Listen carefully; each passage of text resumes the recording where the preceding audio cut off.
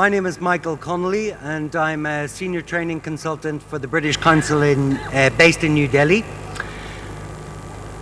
I'd like to, first of all, thank everyone for a fantastic day yesterday. Thank you to the delegates, thank you to the speakers, and thank you to the organisers. It was a wonderful day, and I hope you all enjoyed it. I'd just like to remind you before we begin, could you please put your mobile phones on silent or switch them off? Thank you. Okay, today we begin with a plenary by Sue Hackett. I was speaking to Sue yesterday and we found out we have a lot in common. Both Sue and I are from Ireland, which, as everyone knows, is the real spiritual home of the English language. Sue is a big rugby fan. She's a supporter of Munster rugby, and I'm a rugby fan. I'm a supporter of Ulster. Sue comes from County Cork in Ireland, which is called the Rebel County. And I'm from County Armagh, which is called Bandit Country. So we have a rebellious nature in common. Sue is a big football fan. She supports Fenerbahce, which is a team in Turkey. And I look like Wayne Rooney, the English footballer, so we have that in common. Sue is also a big fan of horse racing, and she gave me a tip for the Cheltenham Festival, which is coming up in March, which I'm very pleased about. And finally, Sue owns a pub, Hackett's Pub, and I like pubs very much. So we have a lot in common. To tell you a little bit about Sue, she's a project manager for the National Qualifications Authority of Ireland. She's also here as a representative of EFL-U. She's the coordinator of the Testing, Evaluation and Assessment Special Interest Group. If you want to know more about EFL-U, please speak to Sue. And we also have Kalyan. Kalyan, are you here? Is he here? No, Kalyan. If you get a chance to speak to him, they have a booth just outside the main door if you want to find out more about EFL-U. Today's talk is going to be around 50 minutes, so we have about 10 minutes for questions at the end. Only time for 1 or 2 questions. But at the end of the day, Sue will be doing a coffee shop session, so there'll be more chances for questions after that. Over to Sue. Thank you very much.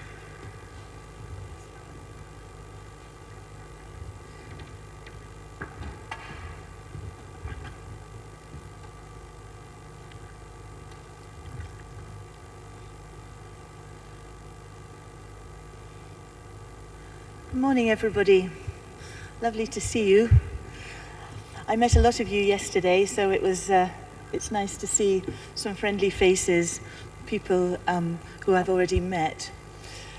As Michael said, I work in Ireland. I work for what is our Department of Education, looking at quality assurance for English language teaching services, schools, teacher training, and also other kind of related services.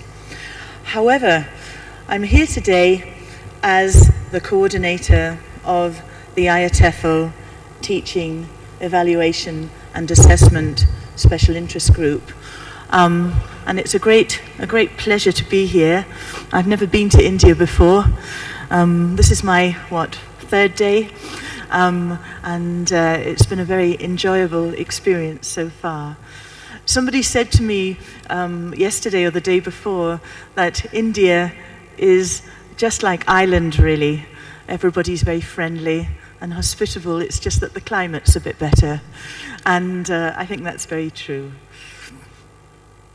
Before I start, I'd just like to thank the organisers, the British Council and LTI, for inviting EFL-U to have the opportunity to participate in this conference, and particularly the TEC, the Testing, Evaluation, Assessment Special Interest Group, and the Teacher Education Special Interest Group. It's a great privilege for us to be able to meet you and participate. As Michael said, we have a coffee shop session this afternoon. Anybody who's interested in learning more about IATEFL, what it does, how to join, how to become part of an international network, we'd be very happy to meet you. Okay, on to my presentation. I hope it's going to be of interest to you. And I've talked to a few people yesterday and indeed this morning, and I'm really impressed at the level of knowledge and discussion that is going on in the area of language assessment. So I may well be telling you things that, or presenting ideas to you that you're very familiar with already. So I hope at the very least it's going to refresh and stimulate some further discussion here. If it's not already, if it's not new to you. You may see from my title here, I've changed it around a little bit. So the main title is Assessment for Learning, and the "of" has gone into the brackets. And this is because I think this will be I hope, one of the main messages that come across in this presentation. That assessment is not just about the end of a learning program or the end of a learning, not just a product, it's also a process. We're going to look at a few assessment frameworks, just to give you an idea of what I'm talking about. Okay, so we'll start perhaps just by, as I'm here with my IATEFL TSIG hat on, this is the mission for the TSIG. IATEFL is not an academic association. It's not an association of academic research. It's an association of ELT practitioners.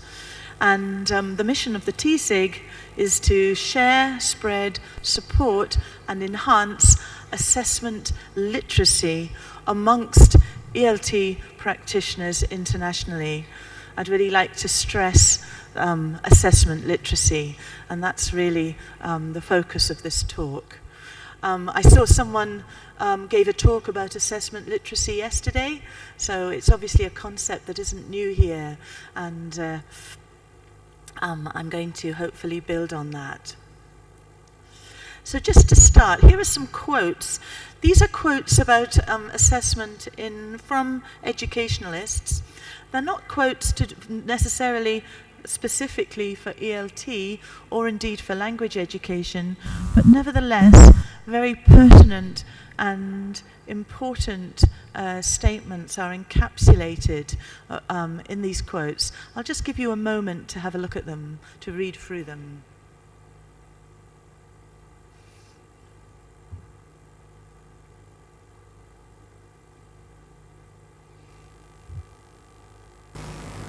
As you can see there,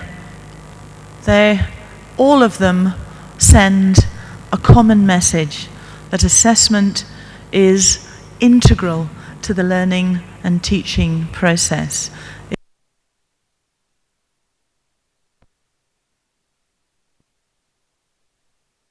Of a learning program, and it needs to be considered, planned, and integrated into the learning program.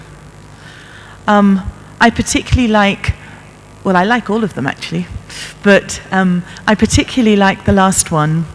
Assessment defines what students regard as important, how they spend their time, and how they come to see themselves as students, as learners, and as, let's say, graduates of any learning program. So you really can see the centrality of assessment encapsulated in that statement.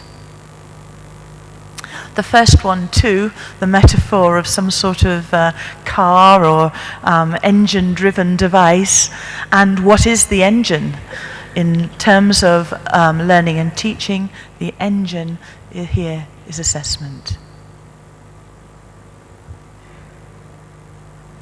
Okay, those were some quotes from the 90s, so I thought I'd better have a more up-to-date quote, just to bring it into the 20s, so to speak.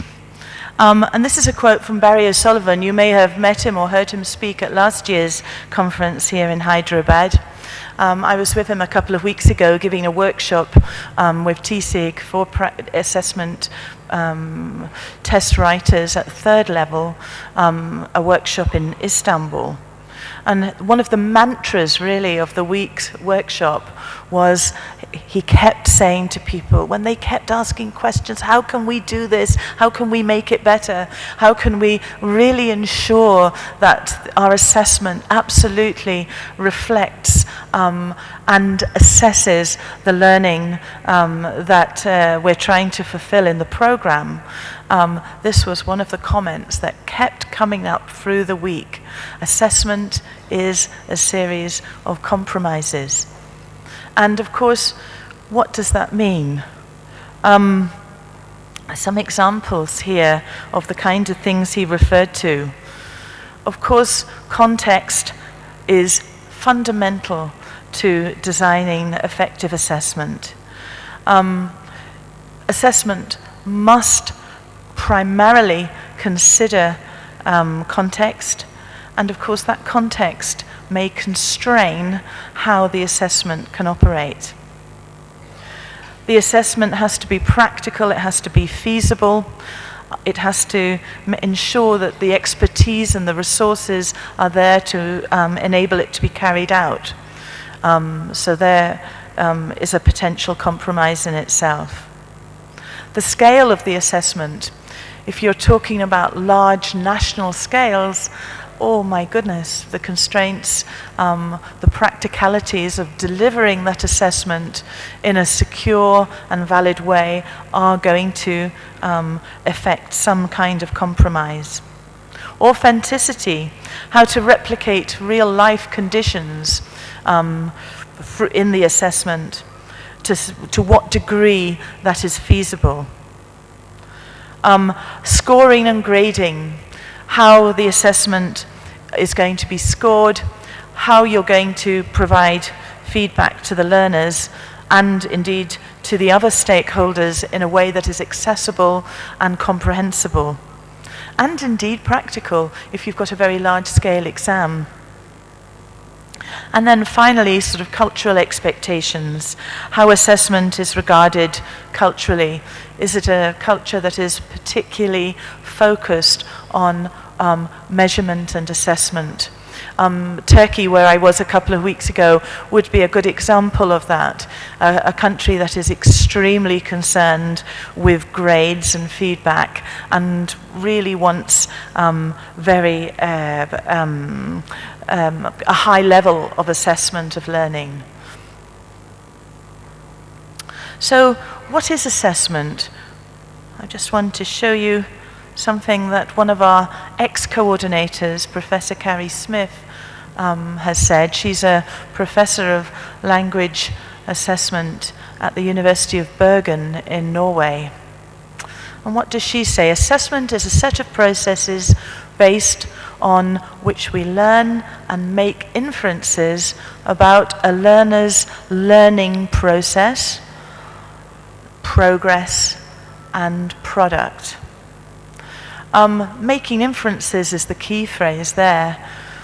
Whatever we assess, whatever mechanisms we're using, whether it's a very pedagogic type of assessment, whether it's a very open-ended assessment reflecting real-life tasks, we're always using those assessment tasks to make inferences. Inferences about the type of learning that we think is being manifested through the accomplishment of those tasks, of those test tasks. I like to see it as the sort of iceberg analogy. You can see the tip of the iceberg that's above the water, and that is the test taker's performance in the test. But the inferences you're making about the learning that they have achieved is the larger part of the iceberg that's under the water. You can't actually see it. So you have to know, you have to have an informed criteria to enable you to make informed inferences. Okay. I followed this up with just a quote to explain better what she meant by the first statement. I'll give you a moment to read it. Okay, her 3 Ps, as she calls them. Product, I suppose, is what we're most traditionally familiar with. So, assessment of learning, AOL, the product, the end result, and I don't think we'd have any disagreement there, and we'd all be very familiar with assessment mechanisms for that type of assessment. However, she's also talking about supporting effective learning through assessment, supporting effective learning strategies. Learn the process of learning. How do learners become effective learners, and how can the construct of assessment support that development in each and every learner? What Cyril Weir would call the theoretical framework. And that's, I think, very, very important. We're going to get onto washback and impact a little bit later, but just to keep that in mind.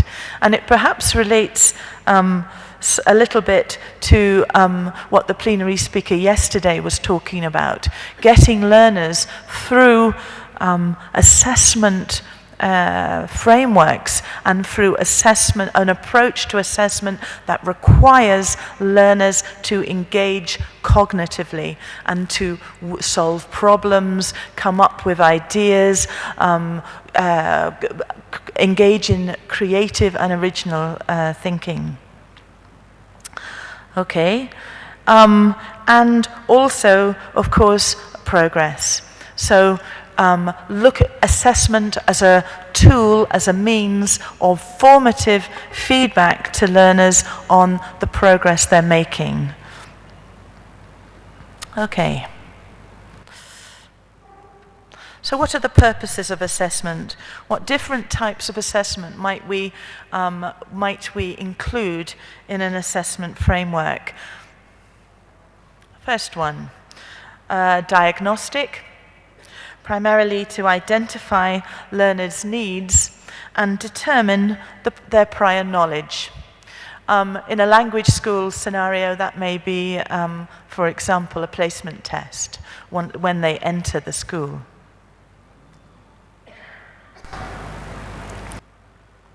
Formative assessment, and we touched a little bit on that, talking about evaluation in the panel yesterday. Perhaps this is, for me certainly, this is, I think, the most interesting aspect of assessment, and perhaps also the most challenging. So how can assessment drive and support further learning? Primarily to let a learner know where they are in the learning program and to enable them to plan their further learning effectively. Progress test would be a good example of that. Needs analysis, particularly used with adult learners, used to identify really the gap between the learner's current knowledge, skills and competences and what they are required to know. So where they're starting from, where they need to get to, and what's the gap in between. And of course that gap is going to inform program design. Another interesting area of assessment that tends to get rather neglected in the hurly-burly of everyday school life, and that is self-assessment. The Council of Europe, the Common European Framework, I think you're quite familiar with, the Common European Framework, one of their principles is to promote learner independence, to promote the learner taking responsibility for their learning. And one of the ways that they look at doing that is through guided, directed mechanisms for self-assessment to enable the learner to become more aware of their strengths and weaknesses as a learner. That type of assessment will foster a learner's self-awareness of their learning style and strategies and encourage the development of learner independence, taking responsibility, as I said, for their own learning. Okay, and finally, the product, Carrie's product, the one we're probably most familiar with, the most traditional approach to assessment, summative. Primarily giving a grade, usually quantitative. Maybe that's changing a little bit now. IELTS is changing. That, I think, has had a great impact on changing the way that we consider grading language assessments. But probably predominantly people are still receiving grades out of 100%. And obviously it makes a judgment about the learner's achievement. It may also, as I'm just going to add here, it may also include proficiency, but proficiency testing is really a type of an opportunity for the learner to take a test and gain an external and objective perspective, a sort of snapshot on their proficiency level at that time, and it's not really therefore linked to a learning program as summative assessment or achievement assessment may be. Okay, some common types of assessment, just to look at some differences, again depending on the purpose of your assessment, as we've just looked at, and how you're going to build it into a framework, you may choose to use some of these different types of assessment. As you'll see, some are easier to design, develop, and apply than others, but they're all quite interesting. Okay, performance. And as it says here, to elicit a performance from the learner to demonstrate their knowledge, skills, competence, a sort of fusion of those three, from which inferences can be made. And that type of testing is often, or assessment is often, criteria-based. So that gives an opportunity for some quite rich and useful feedback to the learner. You're not just giving them a number. This is one I like, and it's one very much being advocated by the Council of Europe with language learner portfolios. I don't know if you've come across those in India, if you use them here. But anyway, a portfolio, a collection of work collected over time, obviously, according to predetermined specifications. Those specifications can be quite open, transparent, they're not a secret. The learners know what they are. And they can be, typically a portfolio may be part of continuous assessment. Very useful for giving a varied picture of a learner's ability.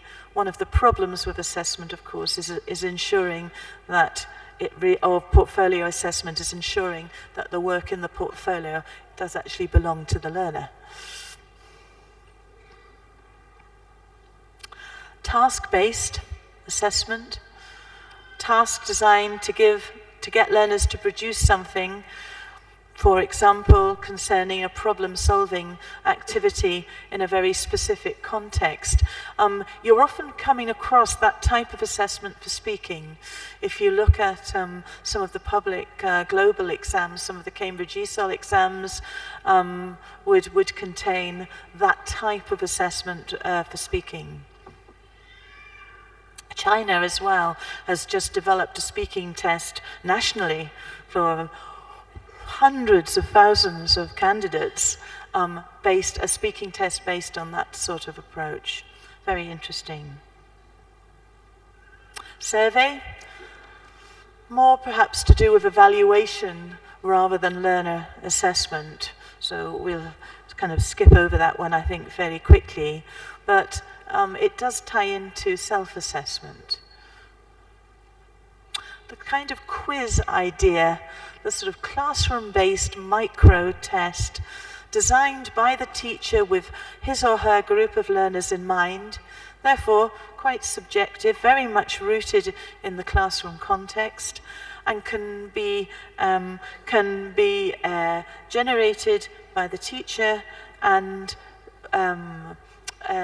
enables the teacher to give quite immediate and responsive feedback to his or her learners. Very much at micro level. Progress test, we've sort of touched on that already, designed to determine learner progress at critical points in the program. So if you've got a program over a year, how are you going to really ensure that learners know how they're doing? And of course, one way is to have progress testing happening at critical points along that learning program pathway, so that at those critical points, learners are finding out how they're doing, what they're doing better in, what they're not doing so well in, and therefore what they can do now to further improve. And lastly, achievement tests. So very much linked to the target learning, the end of program learning outcomes, and designed to measure the student's achievement against specified criteria, which should be in the public domain, open to, they're not secrets, linked to the program learning outcomes. Okay, so that kind of lays the groundwork, I hope. What is the role of assessment? Number one is probably if we asked people on the street, if we asked even our peers, the first one is probably what we would all come up with, to assess student learning and monitor student progress. But what also does assessment do? It informs our teaching. It informs our pedagogy, our delivery of programs. It informs the content of courses, how we design the courses, what kind of methodology underlies that course design. And then, therefore, obviously, it also has an impact on the design, development, selection of instruction materials. And finally, of course, it can be used to evaluate program effectiveness. If there's a mismatch between the assessment and the program, you're in trouble. There needs to be as close an alignment as possible. And indeed, coming back to my previous point, assessment cannot be designed in a vacuum. When you're designing your learning program, you're also designing how you're going to assess it. What is an assessment framework? This should be part of an institution's integrated approach to learning, teaching, and assessment, and it asks three main questions. So, what is being assessed? How is it going to be assessed? So the task types, the mode of assessment, the approach to assessment, and the actual, even down to the detail of task. And most important, the purpose. Why is it being assessed? What is the reason for assessing it? And that must link up to the learning outcomes. I'm going to show you some examples of some assessment frameworks. I can't show you very many, time doesn't allow it, but I'll just quickly show you these three. This is one from an organization that deals with education. It's not language education specifically, but this is for educational purposes, obviously, and is really looking at a second level, maybe even a first level, but certainly a second level context. What we particularly like about it is that it starts with the learner. And the learner is at the center of everything, as of course we all know, and here he or she is. Clearly centralized in this diagram. The target, if you like, around which the learning outcomes, assessment strategies, and learning strategies are developed. By documenting progress toward and achievement of these learning outcomes through assessment evidence, a large step is taken towards documenting the institutional effectiveness. And you can see here on the slide how we have the aligned curriculum on all around that kind of outside area. Very quickly, another one. This was a model, strangely enough, for accounting courses. But I thought it was rather nice. It's very simple, but it's quite purposive. And if you look at the quote on the side there, in the long run, what is the value of assessment? It's not to provide numerical indicators of success or failure.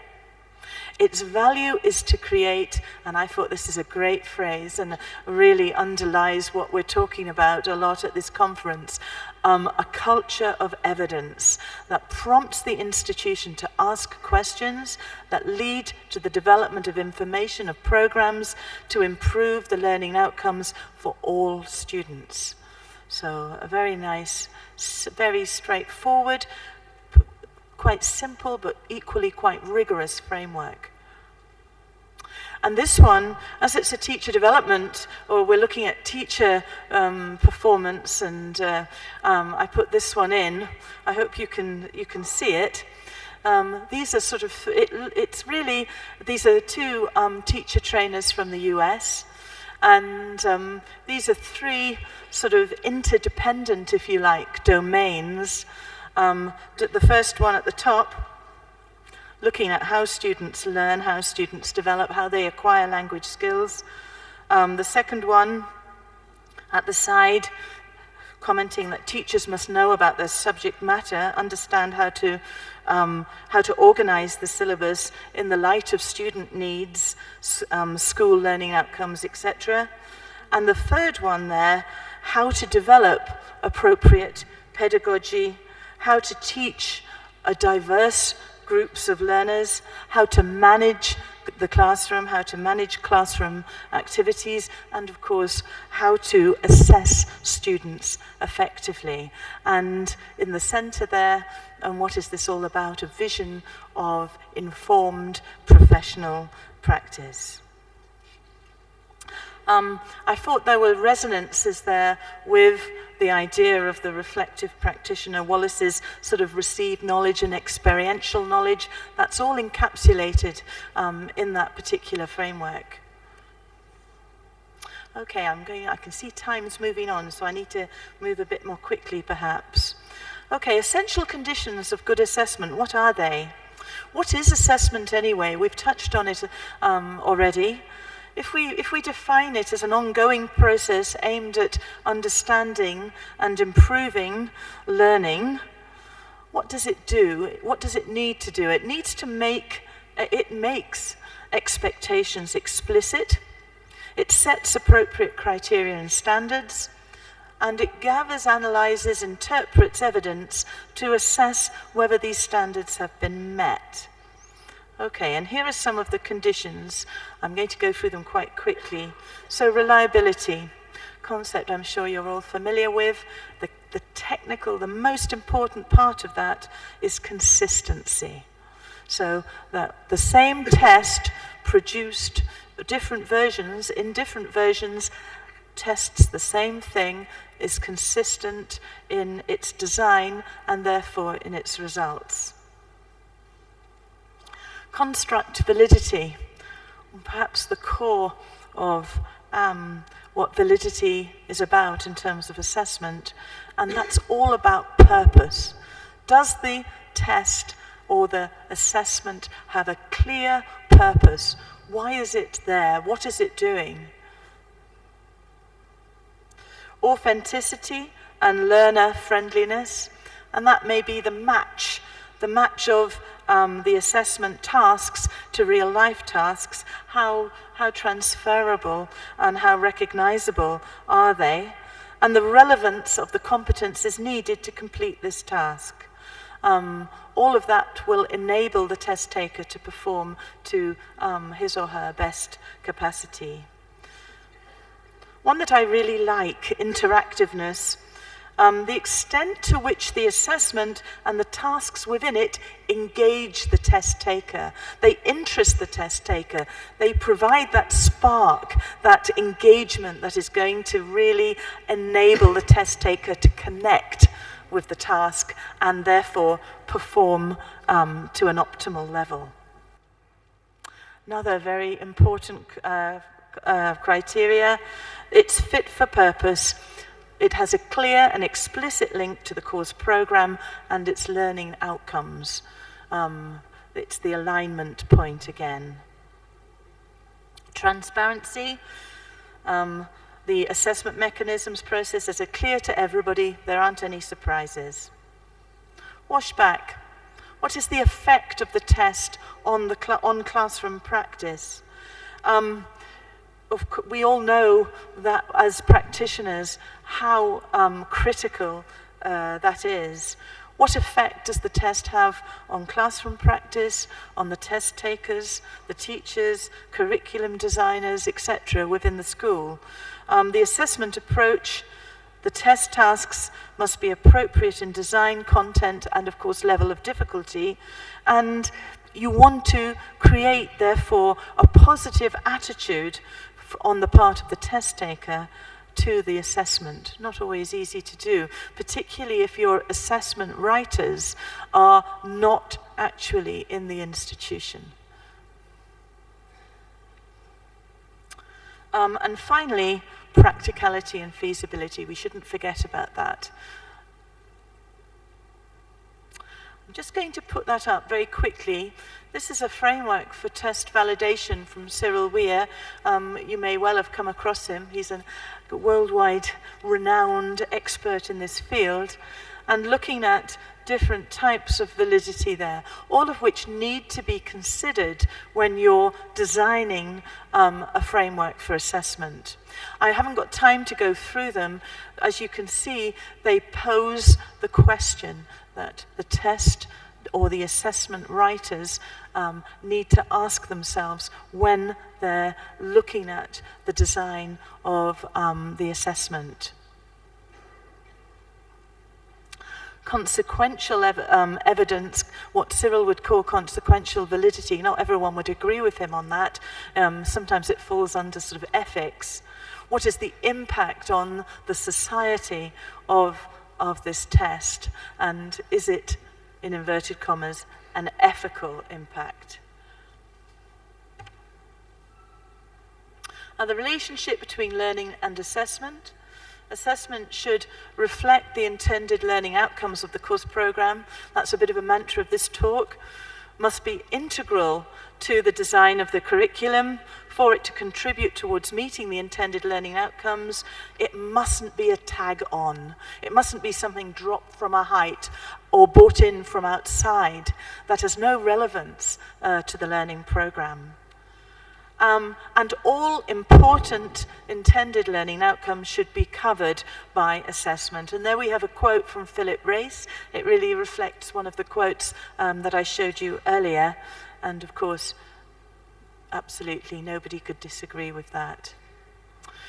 Okay, I'm moving now to the most famous framework of all, the Common European Framework, and something there about what learning outcomes are.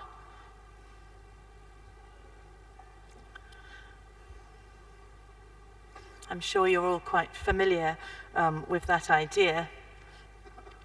At the time that the CEFA came out in the early 90s, this was quite revolutionary. This is one of the founders of the Common European Framework, John Trim, and here he states the sort of fundamental principle of its design. The key part of that there, I think, is that it's supposed to be non-prescriptive. I'm not sure that it's entirely successful with that, but it is primarily a descriptive document for people to take away and use, manipulate, adapt according to their context. And the key thing is the title there. It's about learning, teaching, and assessment. Principles of the CEFA, I suspect you're quite familiar with these, so let me move quickly on. And the purposes. Brian North has a quote here. He was one of the writers of the common frame of the scale of reference, and here he makes a comment about what it is. And I think that reflects the comment I just made, that it's very adaptable. It's a very malleable, multi-dimensional set of reference tools. And that it's action-oriented, very important. So what can the CEFA be used to do? It can inform teaching and learning, encourage reflection, help design and develop curricula, create teaching materials, design course books, support CPD, foster learner autonomy, all the things we've talked about, but then most specifically to develop an institutional assessment framework. And there it gives you the elements of that framework: diagnosis, self-assessment, progress, achievement.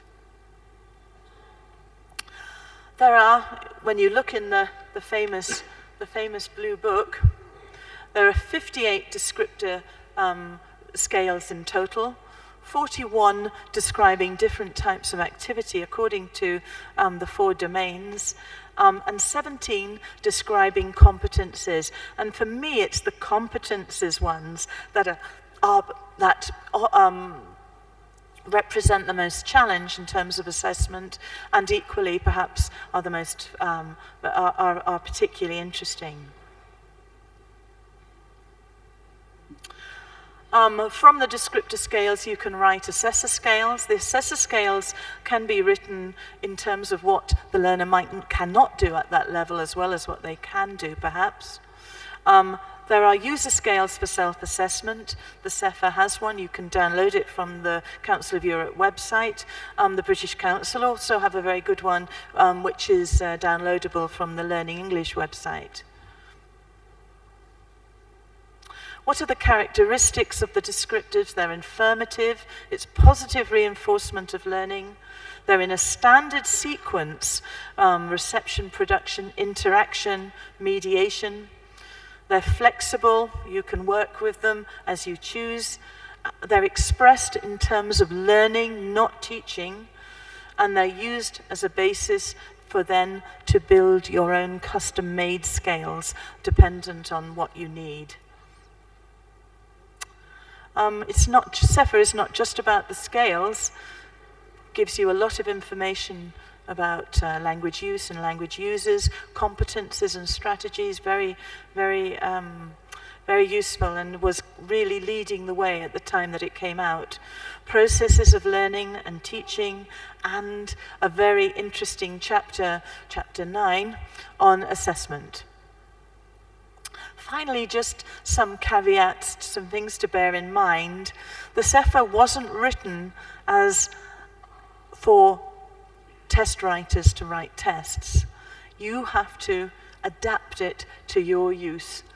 And in doing that, you need to ensure that you consider context. Context, obviously, is not incorporated into the common framework. You must build in your own context. Equally, when you look at the can-do statements, the level of cognitive processing is not defined explicitly. So you need to consider that yourself within your own context. And that becomes particularly important when you're looking at scales for academic assessment, educational assessment. Okay, I've raced through that.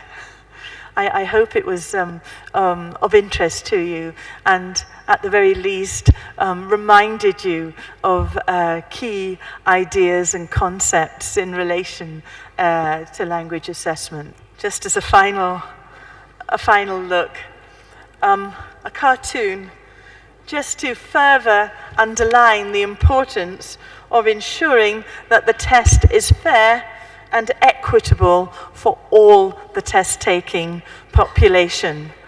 To ensure a fair selection, you all get the same test. You must all climb that tree, which is obviously going to be, the monkey's going to do very well. I don't know about the goldfish. And finally, Guru Mahagat, thank you. We've got time for a couple of questions. As I mentioned, Sue is going to do a coffee shop session later. So we will just do one or two questions, and then you can ask questions later on this afternoon.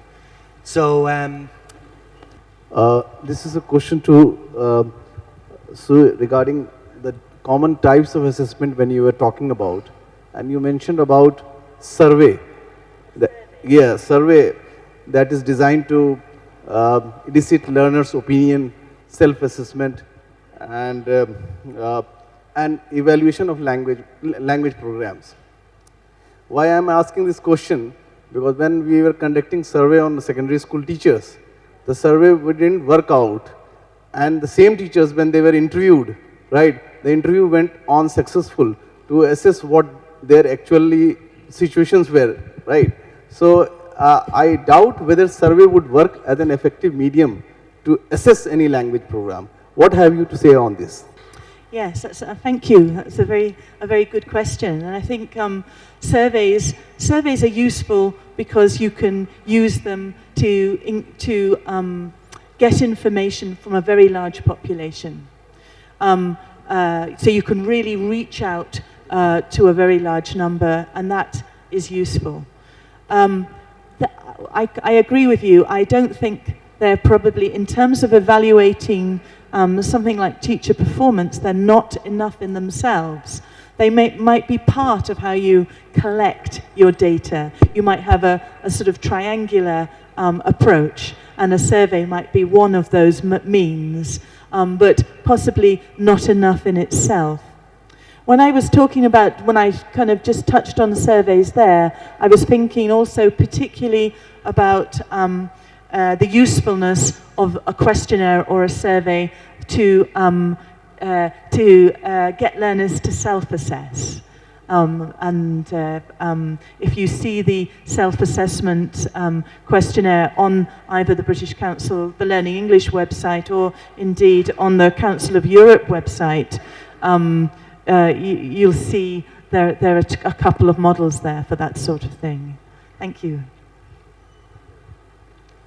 Thank you. Madam, your presentation was excellent.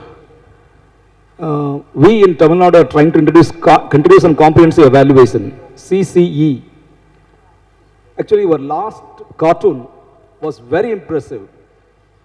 In India, we are trying to give the same test to all the students, but CCE is likely to be the way out, I think. You didn't make any mention of it. What is your experience as an expert of testing? How CCE accommodates the various learning styles and paces of children? Right, thank you for that question, and I mean it's a good one. When you're looking at sort of national assessments which are in a very large scale, obviously, and are having to embrace an enormously diverse and large learner population, you have an enormous challenge. There's no question about that. I suppose what I was talking about primarily in the talk was assessment frameworks which are generated by the college or the school or the institution. And I might suggest, I don't know if it would be possible, I think you're probably the expert on this rather than me, is whether at that micro level you could reflect the the approaches being taken nationwide through the CCE program. It's very easy for me to sit here and say that. Of course, the devil's in the detail with this, and the really hard part is the implementation and application. Thank you for the question. So I'm from Odisha, Bhubaneswar. I want to ask a question. As in our school, when teachers are teaching, in the class there are multicultural students are there, multilingual students there. So my question is that, how can we assess language in the multilingual context?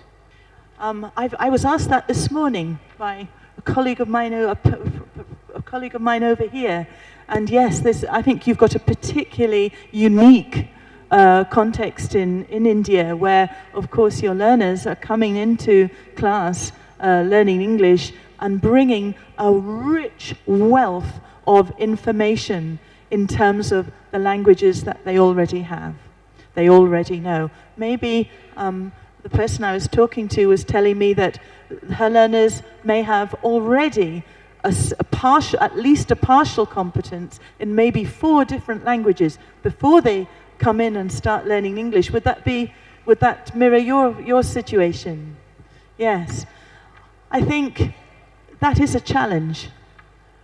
It is, however, also an opportunity, because once you've learnt one language and then another, you have built up an understanding of what cognitively, of what language is about.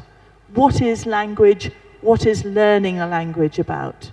And that may, therefore, make the process of learning what is the 3rd or the 4th or the 5th language easier, or at least more accessible for the learners. I'd like to go towards the back. There's a lady in the back. Yep, thank you. Hi, good morning everybody. I'm Perlin Geethani from Sri Lanka. And I'm trying to share my experience with you all regarding portfolio assessment. Actually, she mentioned it's very interesting thing, because I did it as a research. For a research, I implemented with my students, about 40 students. Then the most specific thing, specialized thing about that is they didn't feel that they are being tested. Okay, that's what I realized.